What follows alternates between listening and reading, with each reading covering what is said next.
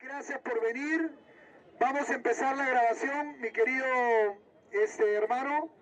Voy a pedir por favor a los amigos de la mesa directiva, ya los tenemos a todos aquí. Perfecto, me falta Edilberto, ¿dónde estás? Edilberto, aquí está, perfecto Edilberto. Ok, vamos a hacerlo así, pero tocado bajo el punto de vista económico. Vamos a recibir con un fuerte aplauso a Humberto Pérez Fray y luego al abogado Humberto Pérez Fray y luego al economista José Luis Tapia, y después de ello cada uno va a poder participar. Los congresistas que están obviamente inscritos pueden hacer uso de la palabra, y si en el camino quieren ir inscribiéndose, con toda libertad pasen adelante, porque solo los que están inscritos acá van a participar. Con ustedes, nuestro invitado de honor, el abogado Humberto Pérez Fray. Por favor, aquí por este lado, Humberto, un aplauso para él. Tus palabras. Bueno, buenas noches.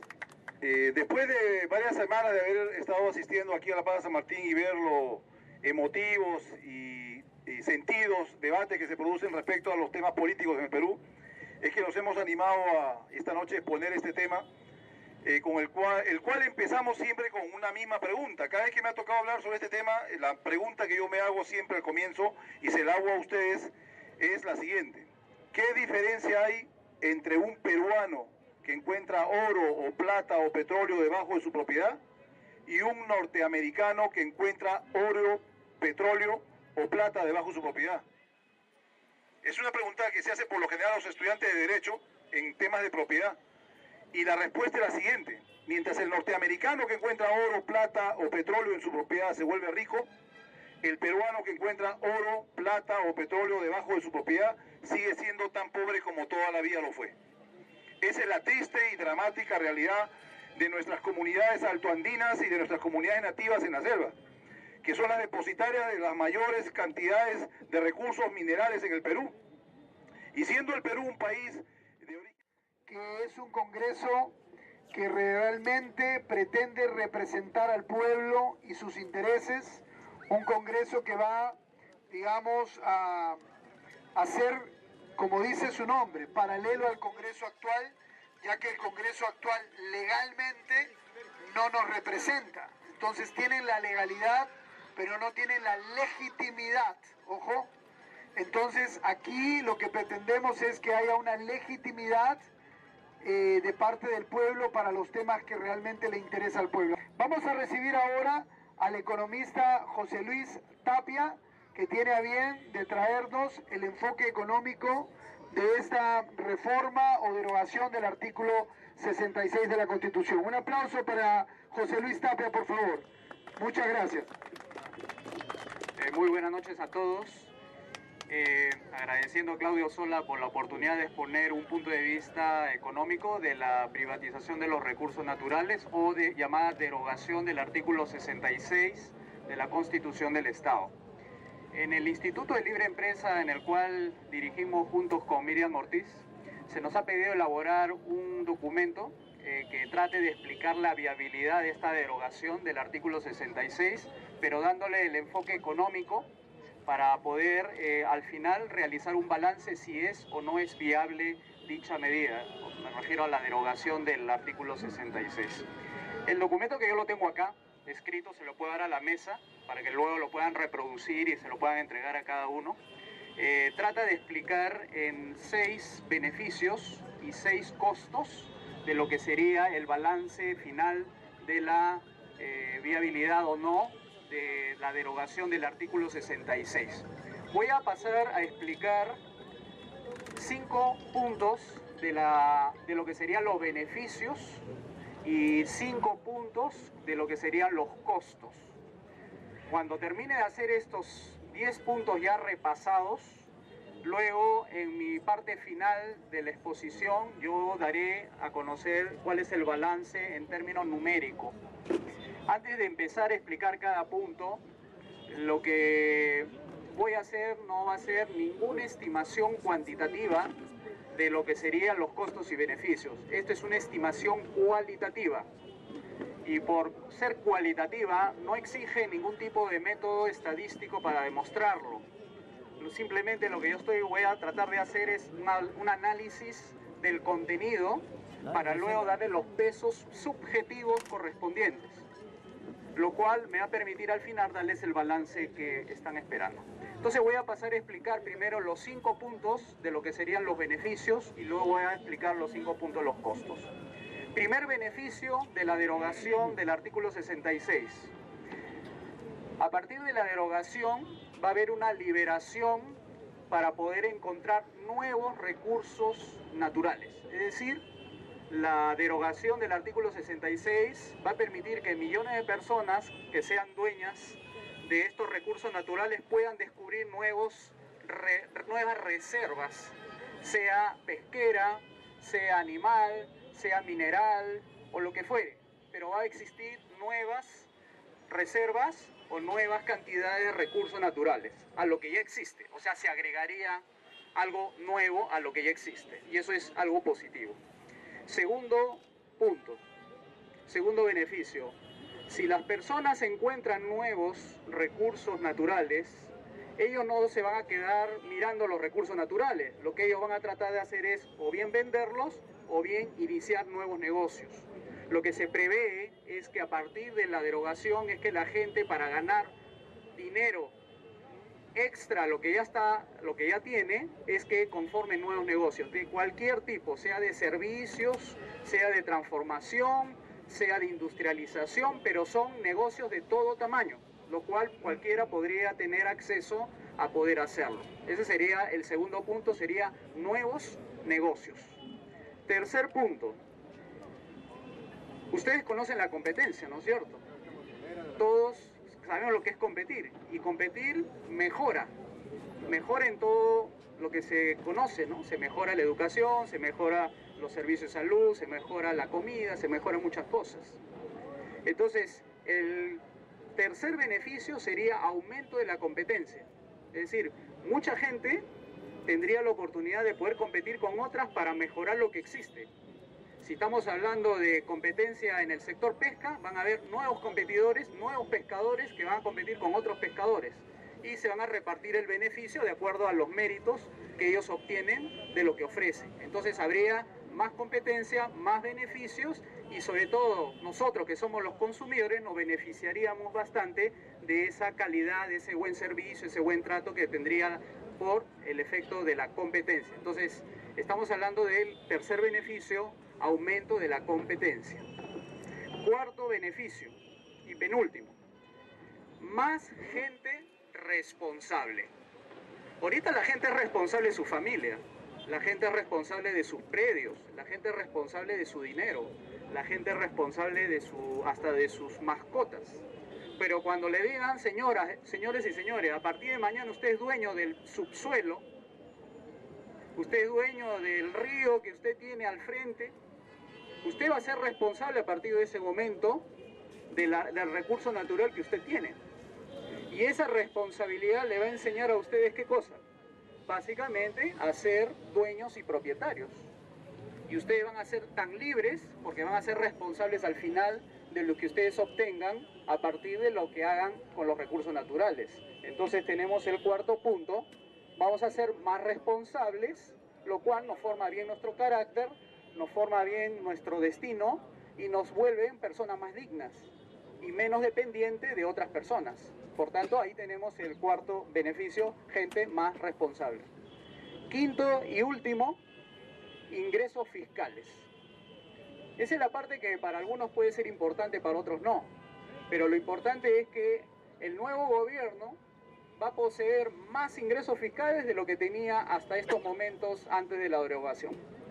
Un gobierno que le da el derecho de la propiedad a las personas, esas personas van a generar nuevos negocios y los nuevos negocios generan impuestos. ¿Esos nuevos impuestos para qué servirían? Para tener mejores carreteras, mejores caminos, mejores policías bien pagados, mejores sistemas de justicia, servicios, de educación, etc. Entonces ahí tenemos un último beneficio que sería el gobierno podría tener más ingresos para poder tener 3 servicios por lo menos básicos y necesarios: justicia, seguridad y obras públicas. Entonces, esos serían los 5 primeros puntos que quería hablar, que eran los beneficios. Ahora hagamos un balance equilibrado y hablemos de los costos, ¿ya? Los costos, que es importante, a partir de la derogación del artículo 66. Primero, va a haber una pérdida de la vigencia del Código Minero actual. ¿Y qué significa pérdida de vigencia del Código Minero actual? Significa que todas las personas que de alguna u otra forma se estén beneficiando del Código Minero porque realiza alguna extracción de minerales o de hidrocarburos o algún tipo de actividad relacionada a la minería, de hecho van a ser perjudicados. Segundo punto, presión mediática. ¿Qué es presión mediática? La prensa, que como ustedes saben está controlada por los grupos económicos que tienen acceso a la prensa, serían los primeros en poder oponerse a la medida de beneficio para toda la población. La prensa podría estar desviando la información, tergiversando la información, engañando incluso para decir que la entrega de la propiedad de los recursos naturales a cada peruano es malo, es perjudicial y puede dañar las rentas y los bolsillos de las personas. Entonces, segundo costo, a partir de la derogación del artículo 66, es que tendríamos una prensa que estaría opuesta, controlada básicamente por los grupos que estarían perjudicados, los grandes grupos económicos estarían perjudicados por la derogación del artículo 66. Me refiero a las empresas mineras, básicamente, ¿no? Tercer punto, tercer costo de la derogación del artículo 66. Pérdida de ingresos fiscales del gobierno. Así como se puede crear también ingresos fiscales a partir de la derogación, también se perdería, porque las empresas que no estén las empresas que ahorita se están beneficiando con la actual estatización de los recursos naturales, a la hora de derogar ya no tendrían sentido seguir explotando lo que ya no les pertenece a las empresas actualmente. Entonces ellos ya no estarían tributando, no estarían pagando impuestos. Y al no pagar impuestos, el gobierno se perjudica. Y el gobierno al no tener dinero, entonces aparentemente no tendría para pagar los servicios de lo que hemos hablado: justicia, seguridad y obras públicas. Cuarto, sería el costo de la derogación del artículo 66. No implica que los actuales contratos vigentes de otorgamiento de concesiones a empresas mineras o extractivas tengan que perder la vigencia de sus contratos. De todas maneras, por un Estado de Derecho, no se puede eliminar contratos que ya están garantizados por la Constitución. Entonces ahí tendríamos un costo que asumir, el mantener los actuales contratos vigentes hasta el término de la duración de dicho contrato. Eso es, hasta lo que sabemos, hay contratos de 30 años, 20 años, pero puede haber sido hace 20 años y 30 años atrás otorgados. Puede ser que algunos ya se estén extinguiendo, otros dentro de 5 años, otros dentro de 10 años. O sea que vamos a tener que respetar el Estado de Derecho tal como se nos exige en la Constitución. La quinta y última es la pérdida de las rentas, o sea, la pérdida de los ingresos de las empresas actualmente que están explotando dichos recursos naturales bajo la fórmula de la vigencia del artículo 66. O sea, las actuales empresas, me estoy refiriendo a Sauder, Antamina, Barrick y todas las demás importantes, perderían sus rentas actuales porque no habría ya más derechos que tendrían si es que ya se cumplió su periodo de contrato vigente. Ellos perderían varios centenas, hasta miles de millones de dólares por la vigencia de ese artículo, del artículo 66. Bien, ahora me toca hacer el balance final. El balance final lo he estimado de la siguiente manera. he tomado un método que se llama el índice de libertad económica. Eso lo pueden buscar en Google, en internet, ponen índice de libertad económica. Y ahí existe un método que te da 10 factores a tomar en cuenta cuando se implementa una medida como esta. Y estas 10 factores, le voy a enumerar algunas para que tengan idea de qué se trata estos 10 factores que nos va a permitir hacer el balance, son los siguientes.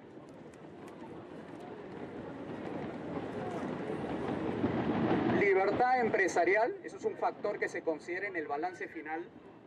Corrupción, libertad laboral, tamaño de gobierno e informalidad, por decir una de los 10 factores que se toma en cuenta. Cuando uno toma lo que te ofrece el actual marco legal y lo que ofrece Claudio Sola con la privatización de los recursos naturales, tiene una serie de puntajes. La suma de los puntajes te da un total. Lo que ha arrojado finalmente al considerar los 10 factores que les he mencionado en el análisis costo-beneficio, como así se llama, para sacar la viabilidad, sale para el caso de la propiedad estatal un puntaje de 2.30 sobre 5. Repito, 2.30 sobre 5. Y cuando se realiza la derogación del artículo 66 o privatización de los recursos naturales, el puntaje final sale 2.70 sobre 5. En otras palabras, 2.30 es menor que 2.70. Lo que arroja es un saldo positivo de beneficios frente a los costos que se incurre por la derogación del artículo 66 de la Constitución. En resumen, lo que puedo decir por el análisis que hemos hecho en el Instituto de Libre Empresa es que conviene realizar la privatización porque más son los beneficios que los costos que ofrece dicha medida. Bien, muchísimas gracias a todos y espero también escuchar aportes de ustedes para poder seguir con el Congreso paralelo aquí en la Plaza San Martín. Muchas gracias y preguntas por si quieren. Muchas gracias. Un mejor aplauso para nuestro expositor de hoy día. Excelente, José Luis Tapia. Bueno, vamos a hacer un break en la grabación y vamos, ya que tenemos las sillas, voy a primeramente pedir a los... Miren, nosotros en el país nos encontramos regidos bajo un sistema internacional, sistema nacional. Y cuando se dijo que uno de los puntos respecto de que lo negativo o el costo de derogar la ley sería mantener los actuales contratos vigentes con las empresas nacionales o transnacionales, es que si uno hace lo que sugirió el congresista anterior, era patear el tablero, negarte a respetar el acuerdo que el Estado, aunque no nos guste, lo haya suscrito. Inmediatamente las consecuencias o los costos, como yo lo llamaría en economía, serían mucho mayores a los beneficios. ¿Cuáles serían, por ejemplo? Medidas que tomarían los países que son afectados porque sus empresas que están aquí trabajando, dando trabajo a peruanos que son de capitales internacionales, inmediatamente lo aislarían al Perú. Inmediatamente, ¿qué significa aislar al Perú? Varias consecuencias. Primero, cierran todo lo que se llame cuentas bancarias. O sea, los envíos que hacen los peruanos desde el exterior hacia sus familiares que están aquí, no lo podrían hacer. Otra represalia que podrían tomar esos gobiernos de esos países que se ven afectados porque nosotros no respetamos el contrato que esas empresas han suscrito con el Estado, aunque no nos guste, sería aislarnos desde el punto de vista político. Es decir, nos pondrían al Perú en una lista negra, de tal manera que todas las visas que ahorita tenemos los peruanos para viajar a otros países se revocarían inmediatamente. O sea, los peruanos ya no podrían salir al extranjero porque se pondrían muy duro las embajadas de los países que son afectados por haberse violado los contratos, que es una promesa en realidad, es un acuerdo, y inmediatamente nos perjudicaríamos nosotros. Tercer punto sería, las inversiones extranjeras haría de que se retiren inmediatamente del Perú, lo cual cerrarían empresas y dejarían sin trabajo a miles y hasta millones de peruanos, lo cual significaría que muchos de nosotros nos veríamos afectados porque nos botarían de nuestro trabajo y se irían y nos dejarían sin ingresos, lo cual nos perjudicaría a nosotros, los colegios, el agua, la luz y todo eso. Quinta consecuencia, cuando un país es aislado económicamente, empieza a sufrir lo que se llama la parálisis del proceso productivo, es decir, no solamente las inversiones se van, también se van los peruanos de acá. Muchos de nosotros estaríamos yéndonos porque no habría trabajo acá, la situación se volvería peor, el tipo de cambio, o sea el dólar, se dispararía, porque al escasear los dólares, se dispararía ahorita de 3.27, se dispararía seguro a 4 o 5 soles. ¿Y cómo eso impacta en nuestra economía? La economía significaría que nuestra economía, como está parte dolarizada, muchas de las cosas como el fideo, el arroz, el azúcar, la gasolina, subiría de precio por culpa del tipo de cambio, por culpa del dólar. Entonces, en resumen, lo que le quiero decir es lo siguiente. Lo que hay que hacer es lo siguiente. Los beneficios que se van a obtener de la derogación del artículo 66 supera ampliamente a los costos de mantener, aunque sea esos pocos contratos, porque son pocos contratos, no son muchísimos contratos con empresas transnacionales, son pocas son las empresas transnacionales, pero la mayoría de nosotros, o sea, la mayoría de peruanos obtendríamos muchos beneficios que mantener esos contratos, aunque nos cueste, pero tendríamos el futuro asegurado, es decir, millones de personas podrían beneficiarse y unas cuantas pocas empresas que son extranjeras pasarían en un segundo plano, porque ya no sería importante desde el punto de vista económico. Lo más importante sería que vendrían otras inversiones, ya no seguramente de estos países, sino de otros países del mundo, y también muchos peruanos que tienen su capital ahorrado debajo de su colchón, invertirían en recursos naturales, invertirían en nuevos negocios. O sea, en otras palabras para finalizar, nuestro balance es miles y millones de peruanos obtendrían más beneficios porque habría más acceso a más recursos naturales, seríamos mucho más ricos, nuestra economía sería más nacionalizada de lo que es ahorita, que es más extranjera que nacionalizada, y lo que es ahorita extranjero bajaría a ser irrelevante, o sea, a ser poco importante. Eso sería lo que estoy sosteniendo. Muchas gracias.